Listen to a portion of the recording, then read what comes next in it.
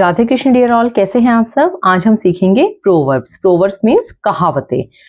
Only the wearer knows where the shoe pinches.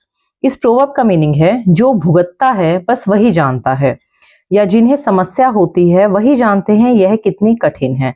आपने बहुत बार देखा होगा, कभी कोई इंसान प्रॉब्लम में होता है तो हम कह देते हैं कि जिस पर बीतती है बस वही जानता है, या जो भुगतता है बस वही जानता है।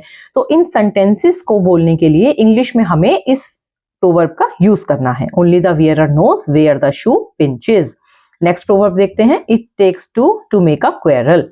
इसका हिंदी मीनिंग होता है एक हाथ से ताली नहीं बजती, या झगड़ा करने के लिए दो लोगों की जरूरत होती है। कई बार आपने देखा होगा कि जब दो लोग झगड़ते हैं तो हम कह देते हैं कि आपने भी कुछ करा होगा, आपने भी कुछ बोला होगा। तो इस तरीके से हम ये कहना चाहते हैं कि अकेले उसने झगड़ा नहीं करा, आप भी इसमें बराबर की इन्वॉल्वमेंट रखते हैं। तो इस तरीके के सेंटेंसेस को बोलने के लिए हम इंग्लिश में कहते हैं proverb it takes two to make a quarrel, यानी एक हाथ से ताली नहीं बजती, झगड़ा हमेशा दो लोग करते हैं। नेक्स्ट प्रोवर्ब देखते हैं। There is no place like home. घर जैसा आराम कहीं नहीं होता है, या घर जैसी कोई जगह नहीं होती है।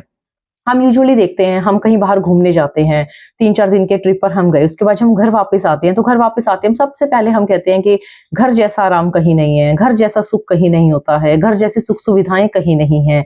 तो उसके लिए हम कहते हैं इंग्लिश में proverb there is no place like home. I hope तीनों प्रोवर्ब्स का मीनिंग आपको क्लियर है, लेकिन अगर आप कोई प्रॉब्लम फेस करते हैं तो प्लीज आप कमेंट्स कीजिएगा। मैं कोशिश करूंगी आपके कमेंट्स का जवाब देने की। Thank you so much.